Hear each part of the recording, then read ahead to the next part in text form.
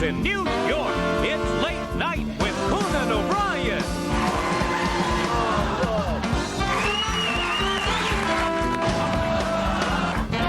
Tonight, Gina Gershon, Sherman Hemsley, the music of Garth Brooks, and Conan at his most romantic ever.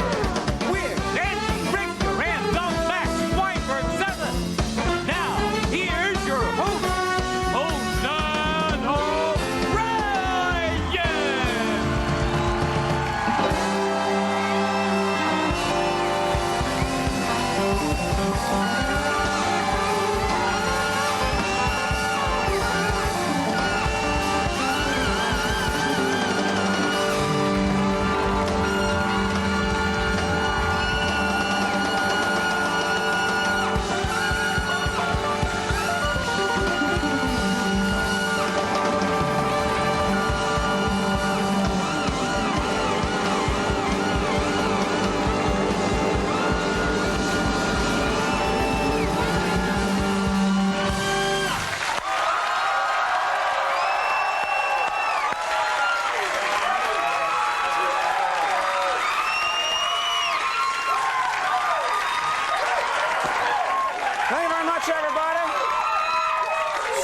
To talk about here on the program, we have a great show for you people this evening. Big old Friday show. Some say these are our best show. Some are worst. Now, no one's ever said that. We have a very good program this evening. I'm very excited and much to discuss here at the top of the show. This Elian Gonzalez thing, folks, is getting insane. Or as everyone refers to him, Little Elian. I keep pointing out that I'm just fascinated with it. They all say, little Elian. Well, and they talk like that, too. Well, it's getting very strange. There's crazy stuff going on. Last night, this is the big story, TV stations aired a video. Did you see this? A video of Elian Gonzalez saying he wants to stay in America. And experts are saying that the video looks like the boy was coached on what to say. That they coached him, that it was not natural. Yeah, and they may have a point, because at the end of the video, you can hear Regis Philbin asking, "Is that your final answer?"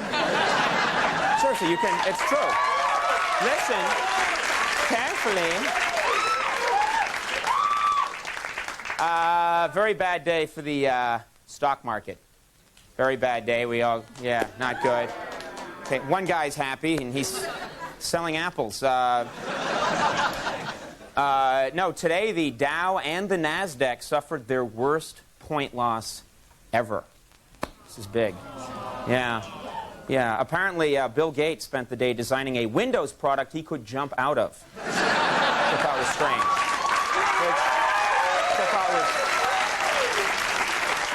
You know what I loved about that? When I did the setup to that joke and I said the stock market has pretty much collapsed, the audience went, "Aww."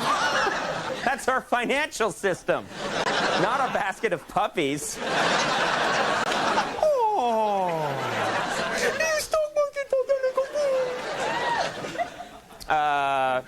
This is a really weird story, and a nice story. A 3-year-old girl, get this, a 3-year-old girl who had learned a song about 911 at school was actually able to call the number when her mother suffered a seizure. Isn't that cool? I thought that was very nice. Yeah, nice thing.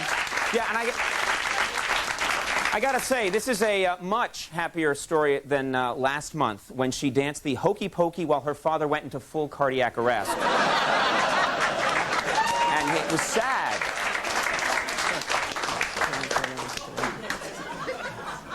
And then, finally, got to mention this. Yesterday on the political scene, several conservative groups accused George W. Bush, or George W., or just W, as I call him. They accused W. of pandering for votes because he met with a group of gay Republicans. They say he's pandering. Yeah, and folks, they may be right, because shortly after the meeting, Bush made an announcement that Ricky Martin has a sweet ass. And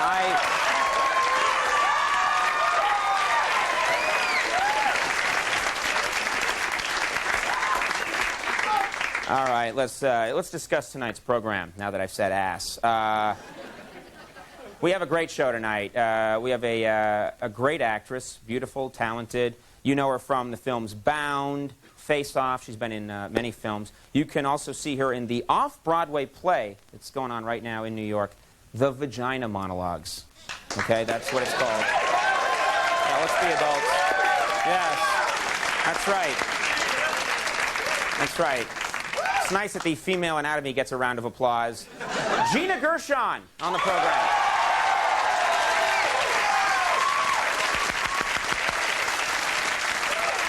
We also,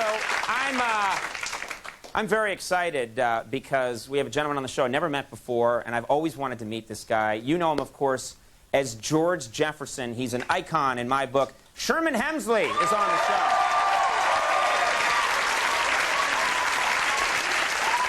I love it when these people are on. The idols of my misspent youth. And then musical guest Josh Rouse going to perform for you. Big show all around. Right over here. Is that a B.B. King guitar? Oh, yeah. Playing a B.B. King Lucille guitar. Jimmy Vivino on the Max Weinberg 7.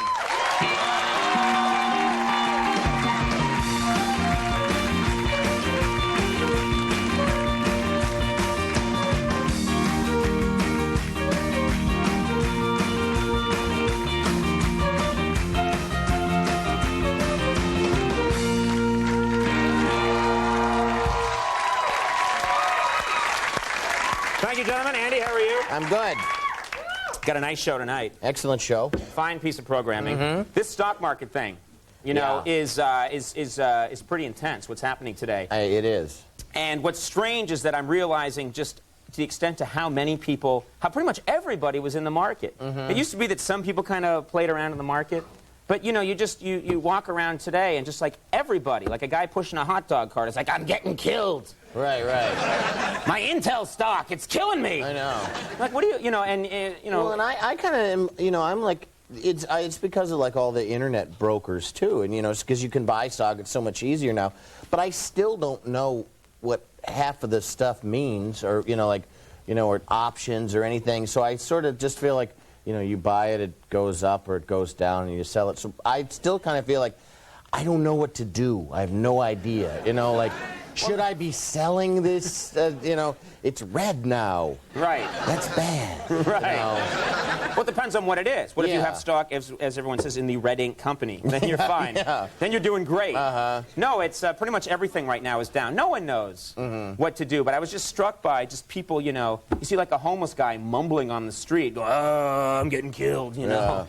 It's just everybody is into the stock market. And I knew that. I'm like you. I was never that into it. You know, I was calling around today to find out, what is this, how does this affect me? Right. And they were like, yeah, you're still not funny. You know, thanks, broker. Everyone's a wise ass. Never let your father be your broker. Yeah. I'll get you, old man. I ain't watching anyway. Right. Yeah, I don't know where he is. QVC right now. Doing what, Andy? Buying something for somebody else. Yeah. Not you. Yeah.